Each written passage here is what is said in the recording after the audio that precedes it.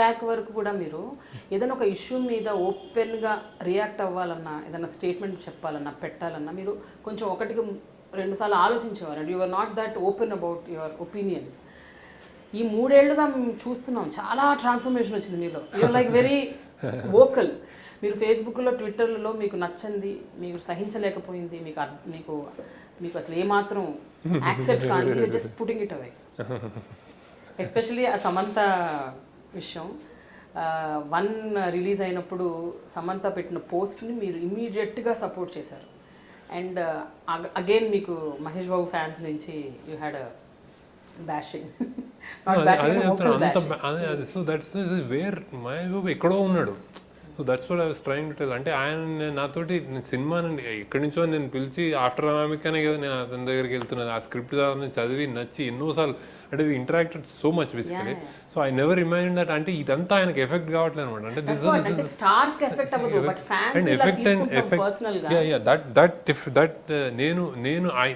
నేను వాళ్ళతో ఎఫెక్ట్ అనిపిస్తుంది.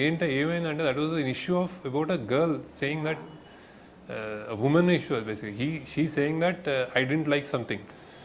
అంటే ఇంత దేశము, ఇంత రాష్ట్రం, ఇంత డెమోక్రటిక్, ఇంత టైమ్స్, ఈ టైమ్స్ ఇంత ప్రోగ్రెసివ్ టైమ్స్, యూఎస్ వెళ్తున్నాము, హైటెక్ సిటీలు కట్టుకుని ఉద్యోగాలు చేస్తున్నాము, ఇంత టైమ్స్లో ఒక అమ్మాయి తనకి ఇది నాకు అభ్యంతరకరంగా ఉందని ఒక మాట మాట్లాడలేని స్థితిలో మనం ఉన్నామా అనేది చాలా నాకు స్టేట్ ఆఫ్ అంటే మన కండిషన్ గురించి నాకు ఐ థాట్ షీఈస్ సఫరింగ్. అంటే ఐ మీన్ బ్యాష్ చేస్తున్నారు డైరెక్ట్గా.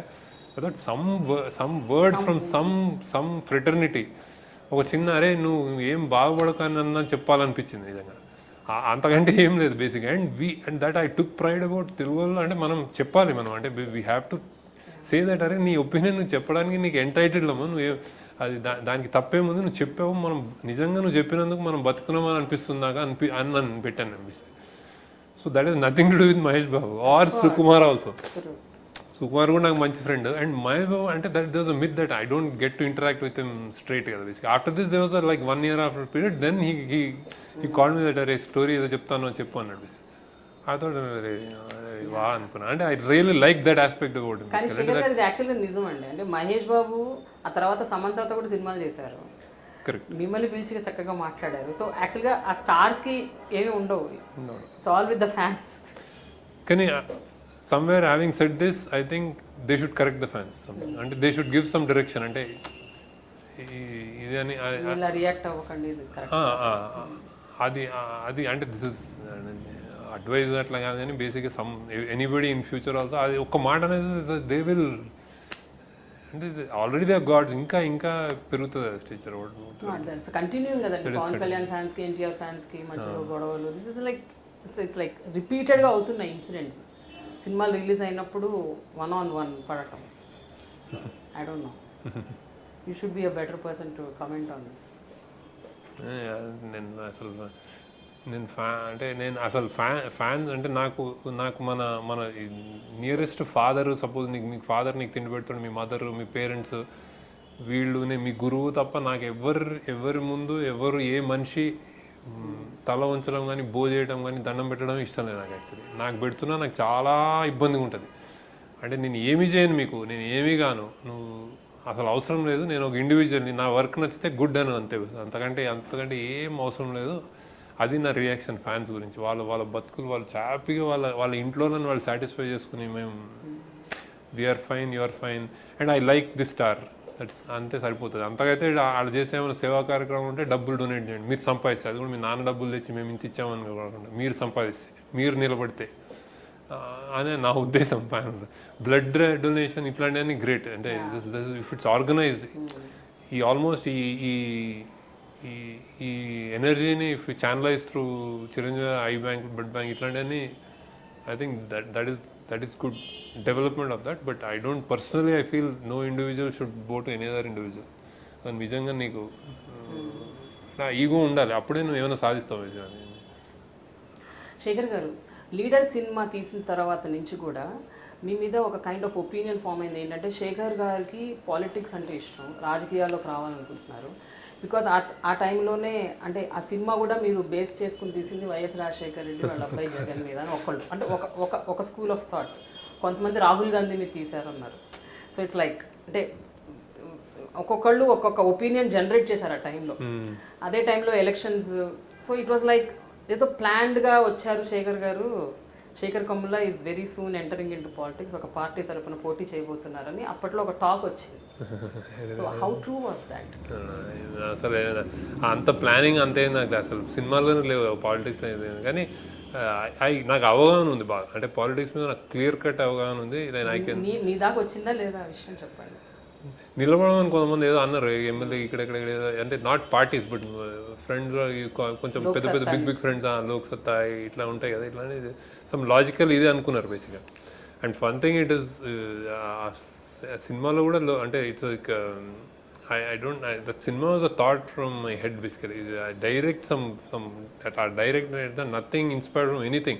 రాజశేఖర్ రెడ్డి గారు మేము తీస్తున్నప్పుడు మేము టీవీ నైన్లో we were announcing our chief minister death. Ravi Prakash గారు అన్నారు కూడా, ఇది రాజశేఖర్ రెడ్డి గారు చూస్తే ఏమైనా అనుకుంటారేమో అన్నాడు. అంటే ఆయన ఉన్నాడు అప్పుడు.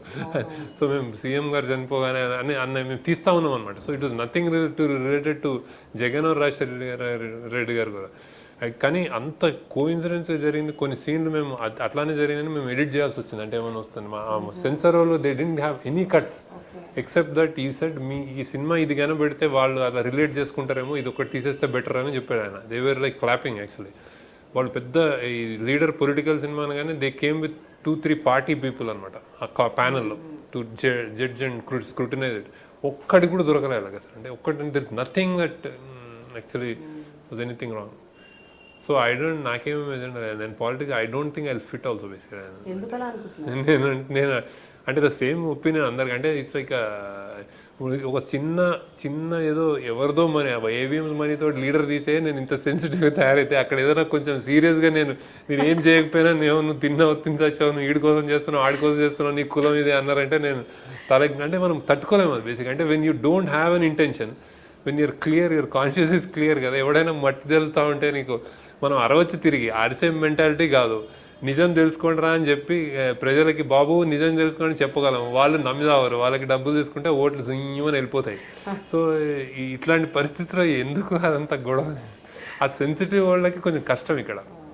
అంటే మనీ ఈజ్ రూలింగ్ యాక్చువల్లీ. సిగ్గు లేకుండా ఉండాలి. మన ఎలక్షన్ కమిషనర్ కూడా చెప్పాను నేను, మీరు దేశంలో ప్రతి రాష్ట్రం, ప్రతి స్టేట్, ప్రతి సెంటర్ ప్రతి పార్లమెంట్ ఎలక్షన్ కమిషన్ తెలిసి డబ్బులు తింటున్నారని, వీళ్ళు వచ్చి ఓటేయండి అని అరుస్తుంటారు. నేను ఆయనకు కూడా చెప్పాను, బాబు మీరు ఓటేసే ముందు మీరు ఒక ఎలక్షన్, ఒక స్టేట్ చిన్న ప్రోటోటైప్, ఒక స్టేట్ ఎలక్షన్లో ఏదన్నా ఒక బాగా మీరు కాన్సన్ట్రేట్ చేసి 15-20 కాన్స్టిట్యుయెన్సీస్ని డబ్బులు కనిపిస్తే దాన్ని మీరు ఏం చేయొద్దు. ఒకళ్ళని తిడితే మీకు ప్రాబ్లం ఉంటుంది, నాకు అర్థమైంది మీకు. ఇంకోళ్ళని తిట్టద్దు, వీళ్ళని తిట్టద్దు, రీఎలక్షన్ పెట్టండి. మళ్ళీ ఖర్చు పెడతారు, మళ్ళీ పెట్టండి రీఎలక్షన్. ఎన్నిసార్లు ఖర్చు పెడతారు? ఒక 15 మందిని మీరు రిపీటెడ్గా మీకు ఏం బురదంటకుండా ప్రెషర్ లేకుండా క్యాన్సిల్ చేస్తూ ఉండండి. చూడండి, ప్రయత్నించడం వర్కౌట్ అవుద్దేమో అన్నమాట. ఇది మీకు టీవీలో ఎందుకు చెప్తారంటే it's good idea actually. It's good idea, but it is again time waste idea కదా అది. టైం అంటే బొక్క వీళ్ళు ఎమ్మెల్యేలు ఏం చేస్తున్నారు, మాకు ఏమి ఇస్తున్నారు? వాళ్ళు ఏముంది, ఒక 5 ఏళ్ళుగా లేదు 5 కాన్స్టిట్యుయెన్సీస్లో అలా చేసి ఇంకెక్కడైనా అయితే ఇది క్యాన్సిల్ చేస్తామన్నారు అనుకోండి, వాళ్ళు ఖర్చు పెట్టలేరు కదా డబ్బులు. అంటే ఇంక క్విక్గా చేయాలి, ఒక 2 monthsలో పెట్టాలి మళ్ళీ ఎలక్షన్. అది క్యాన్సిల్ చేసేసి మళ్ళీ రియాక్షన్ అవ్వాలి, మళ్ళీ ఖర్చు పెడతారు. ఈ డబ్బులు ఇచ్చేసిన తర్వాత వాళ్ళు హ్యాపీగానే ఉంటారు కదా, మళ్ళీ తిరిగి ఇవ్వరు బేసిక్గా తీసుకున్న వాళ్ళు. సో ఇట్లాంటి ఏదో మెకానిజం చేయండి బాగుంటుంది అన్న. వాళ్ళకి డిలే అయితే ఏముంది, వాళ్ళు ఒక 1 year ఎమ్మెల్యే లేకపోతే మనకి ఏం నష్టం ఉంది? అసలు ఎవరు లేకపోయినా మనకి ఏం నష్టం లేదు, ఏదో నడుస్తూ ఉంటుంది గవర్నమెంట్. మీరు ఎంత ఈక్వల్గా ట్రీట్ చేస్తారు మీ వైఫ్ని? What I mean to say is, జనరల్గా హోమ్ మేకర్స్ అనగానే ఒక చిన్న చులకన భావం ఉంటుంది యూజువల్గా మెన్. అంటే వాళ్ళు ఇంట్లో ఉంటారు, వాళ్ళకి ఏం పని ఉంది, ఇంట్లో పని చేసుకుంటూ ఉంటారు. So it's they have to work, మనం బయట పని చేసుకొస్తాం. ఈ కైండ్ ఆఫ్ మైండ్ సెట్ చాలా మందిలో ఇప్పటికీ ఉంది స్టిల్. సో మీరు ఎంత వర్క్ చేసినా, బయట ఎంత క్రియేటివ్ పర్సన్ అయినా, ఎంత మీరు బర్డెన్ ప్రెషర్ తీసుకున్నా, ఇంట్లో ఉన్న హోమ్ మేకర్కి మీరు ఎలాంటి సపోర్ట్ సిస్టమ్గా ఉన్నారు? ఇది ట్రిక్కీ క్వశ్చన్. వైఫ్ అడిగితే షీ విల్ టెల్ లైక్